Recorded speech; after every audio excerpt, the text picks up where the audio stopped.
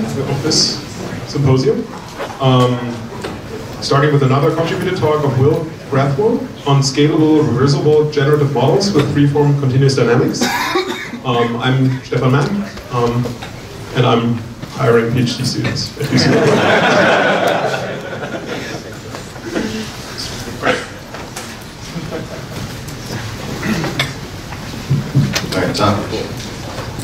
All right, hey guys, I'm Will Grathwohl, and thanks for having me. I'm going to talk to you about my recent paper, Fjord, which is a reversible generative model that takes advantage of continuous time dynamics. And this is joint work with Ricky Chen, who is here, Jesse Betancourt, Ilya Sutskever, and David Duvineau from the University of Toronto, the Vector Institute, and OpenAI. So, a recently popular class of generative models generates data with a simple process. So we first sample a latent variable, say Z, from some simple distribution. Typically, we call this the base distribution. And then we have some parametric function, say F, and then we pass this sample Z through the parametric function, and we hope that this will resemble the data. And that can be seen, visually here.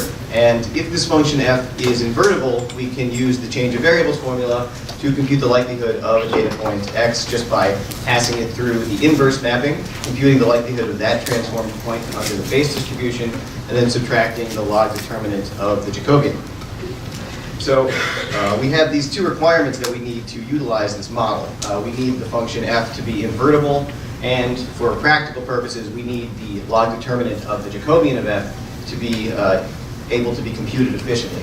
And this is not in general true for any unrestricted general purpose function.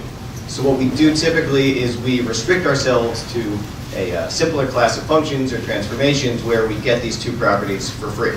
So a good example of this is the transformation used in real MVP, where we take our input features, we put them into two different buckets, and then we apply a learned affine transformation to one set of features that is a function of the other set of features. And this is reversible or invertible because affine transformations are invertible if the scale is not zero, and the log determinant has the simple form of just being the sum of the log scales. And the other examples of this are NICE and the GLOW model, which will be presented at the main conference. So in practice, these are simple transformations, and with real MVP, only half of the features are ever being modified at every step. So what we need to do to warp, say, Gaussian noise into something complicated like images is to typically apply many of these transformations over and over. And just for reference, the state-of-the-art GLOW model, which is a model of this class, trained on CFAR10, has about 400 layers and over 100 million parameters, which is considerably larger than a VAE or a GAN that would be trained on the same data set. So despite these drawbacks, these models have made considerable progress in the past 40 years, starting with NICE, and then convolutions were added with real MVP, and then the invertible one-by-one convolutions were added with GLOW, and now we're achieving samples that are in the same caliber as those we get from a GAN. So we can sort of take an alternative view at these functions, or at these models, and gives us a different perspective on how to analyze them. And like I said, these models usually compose many small transformations together in a sequence. And we can sort of think of this like a discrete time dynamics process where we're starting at the data x at time 0, and then we progress to the next time step, time 1, by applying our first transformation, and then time 2 by applying our second transformation to the output of the first transformation, and so on. And under this interpretation, we can view the likelihood of a point x by computing the likelihood of the final transformed point under the base distribution, and then adding all of the intermediate log determinants of every transformation along the way. So now we can think of taking the limit of this type of dynamics process as the step size goes to 0. And then what we end up with is a similar but somewhat different generative model where now we start at the data at time 0, but instead of parameterizing each intermediate transition to get from time 1 to time 2, we instead parameterize the time derivative of a continuous dynamics process. So now our function f is representing dz over dt. And then we obtain the data at like z of big T And we get that by solving the initial value problem of ordinary differential equations that this model is now defined. And similarly, under this model, we can also compute the log likelihood of any data point by, again, computing the log likelihood of the final transformed point, or the solution to the initial value problem, under the base distribution, and then by adding the integral of the trace of the Jacobian of the dynamics. And this formula was recently presented in the work Neural ODEs by our lab as well, and that's going to be presented at the main conference. And this formula is known as the instantaneous change of variables. So just comparing now these two different forms of the likelihood we have under our discrete model and our continuous model. They look very similar, except in the discrete case, we have now this sum of Jacobian log determinants term, and then in the continuous case, we are swapping that out for the integral of the trace of the Jacobian. And it is that fact that we're going to exploit to build what we think is a more powerful class of models. So just a second on some of the computational considerations of computing some of the quantities that you would see in these objectives. So we are assuming here, so we have some function f which maps Rn to Rn. And we're assuming that this is going to take O of n time to compute, and that's a reasonable assumption if, say, f is a neural network with a fixed number of layers. Now, given this function, if we wanted to compute the Jacobian of this function, df over dx, that's going to require O of n squared time, because we're going to need to make like a separate call to like our backward operation in an automatic differentiation library to compute every single row of the Jacobian. So that gives us an n squared cost. And now, given this function f, if we wanted to compute the log determinant of the Jacobian, that's going to take O of n cubed time, because computing log determinant of any matrix is going to require that much time. And if we're trying to compute now the trace of this function f, that's going to take O of n squared time, because while the trace is a simple linear operation, we're now bottlenecked by the n squared cost of computing the Jacobian. And in this work, we utilize two techniques to estimate this quantity in O of n time. So these two techniques are vector Jacobian products and stochastic trace estimators. So we note that while it does take O of n squared time to compute the Jacobian using, say, automatic differentiation, we can compute et dot the Jacobian for any vector e in O of n time. And this is a standard operation that is part of any automatic differentiation library. And we also utilize the identity we have there, which says for any matrix A, the trace of the matrix is equal to this expectation, where we pre and post multiply the matrix by some random vector E. And if the distribution over E has mean 0 and covariance equal to the identity matrix, then this identity holds. And we can derive a single sample Monte Carlo estimator using this expectation, and that's something that's known as Hutchinson's estimator, and it's been used fairly heavily in the machine learning community. So what we see is we can just plug Hutchinson's estimator, we can plug the Jacobian into Hutchinson's estimator, and then what we have but vector Jacobian products. So we can estimate this quantity now, or the trace of Jacobian, for any unrestricted function in O of n time.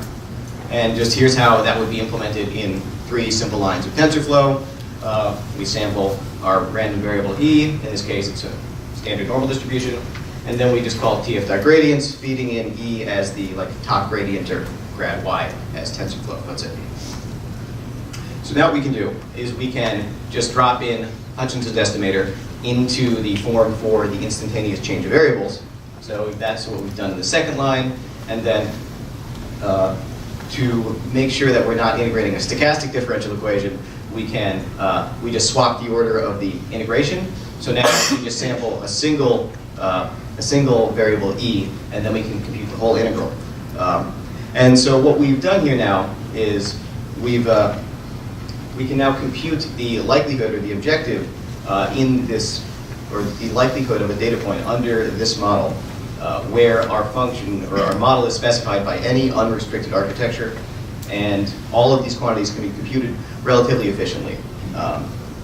Anyway, so that is all fine and dandy, but what we've done in a sense is replaced one source of complexity for another one, because we have gotten rid of the log determinant term in the objective, but now we're dealing with the solutions to initial value problems, because to compute, say, ZT, we have to solve an initial value problem, and we can do that with a number of numerical methods, but we would hopefully like our dynamics function have to be specified with a neural network.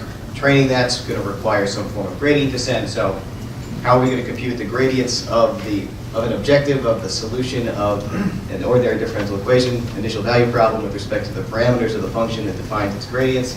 It's kind of a crazy thing, but there's actually some recent work that's going to be presented at NIPS that exactly gives us a solution to this problem. And so if we're given an objective here, say it's a scalar objective that takes in as input the solution to an initial value problem, this recent work, neural ODEs, demonstrates that we can compute DL over D theta, where theta are the parameters of the function that specify the dynamics, just by solving a different and augmented initial value problem backwards in time. And so this is something known as the adjoint sensitivity method, and it's called that because it involves this quantity known as the adjoint, which is basically the time derivative of this scalar objective throughout the integration path of the particle, say, as it's being integrated. And the adjoint itself is governed by its own differential equation, which basically says that the time derivative of the adjoint is just the vector Jacobian product of the adjoint with the Jacobian of the dynamics. And then once we have this adjoint quantity, we can compute the derivative that we care about, which is the derivative of the loss with respect to the parameters of the dynamics, also by solving now a third augmented ODE backwards in time. And if you're clever, you can compute all of these quantities you'd like just by making two calls to a numerical ODE solver. And it is using this method how we train our model. So putting this all together, in this work we've defined a generative model for data where we first sample a point z of time 0 from a simple Bayes distribution. And then we have a parametric function we have a function that's going to parameterize the time derivative of a continuous time dynamics process. And then we're going to integrate and solve the initial value problem to integrate from time 0 to time 1, which is going to constitute our data. And then we are training or optimizing the parameters theta of this dynamics function to maximize stochastic estimates of this log probability that we get from the instantaneous change of variables formula. And we compute our gradients using the adjoint sensitivity method. And what this gives us is really the first invertible generative model where we don't have to make any restrictions to the models we use to specify it. So this can be basically any unrestricted neural network. And because of that, we've decided to give this name, model the very forced acronym, Freeform Jacobian Reversible Dynamics, or Fjord. Some simple examples of Fjord working to model some simple 2D data sets. As you can see here, Fjord is taking the simple two-dimensional Bayes distribution, which is a Gaussian, and then smoothly warping it to match the data distribution. And while these may look like simple distributions, these actually have a lot of properties that are known to be fairly pathological examples for flow-based generative models. Many of them have issues with multimodality and like strong discontinuities in the support of the distribution.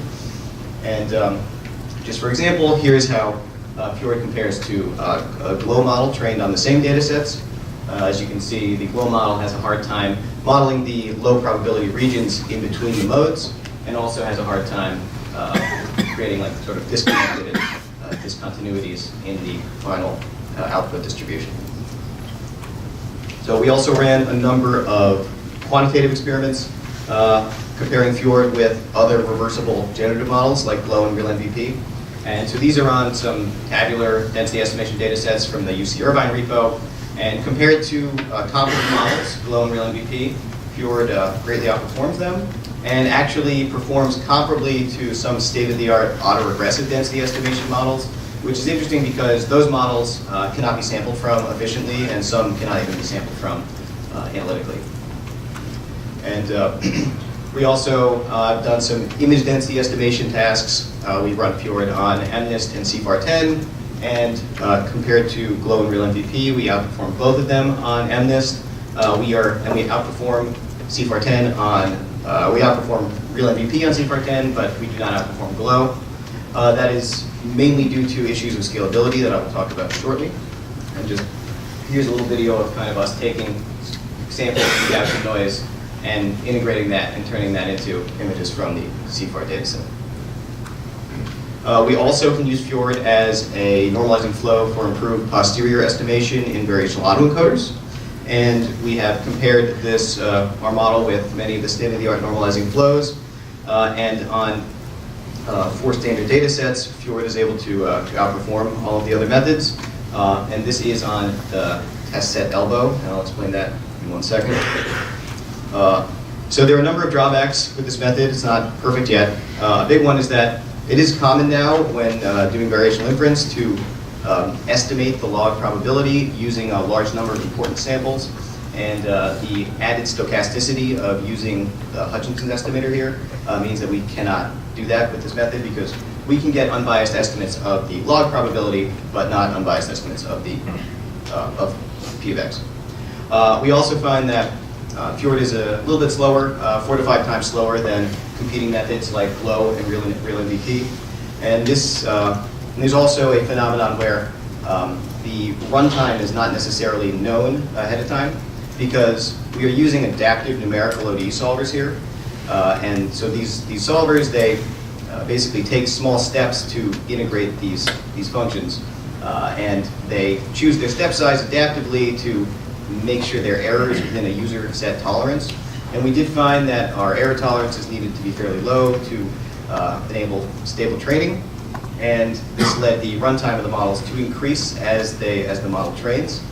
And you can sort of think of that as the model is learning to make itself deeper or require more computation, which is something that we found over the past couple years tends to help performance. But it is something that we're trying to work on now and trying to make these models a little bit faster. So in doing this work, we have released an implementation of our method, as well as an implementation of the adenoid sensitivity method, which is like a drop-in PyTorch module now.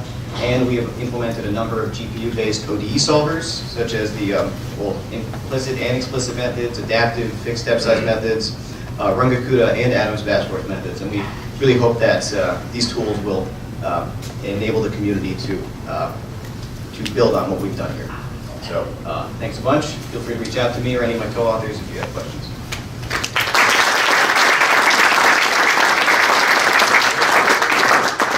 Yeah, thank you for this great talk. I think we have time for 1 or 2 questions first.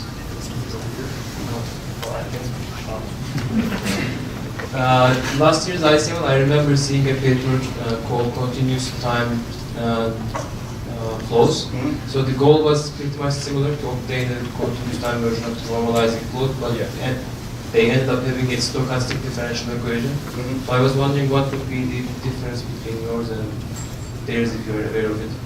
I'm not super familiar with exactly how that method works, but I do believe that they end up working with like a fixed discretization of the continuous dynamics that they are striving to work with, whereas our model just utilizes the continuous dynamics and trains that model exactly. So it's not really making an approximation.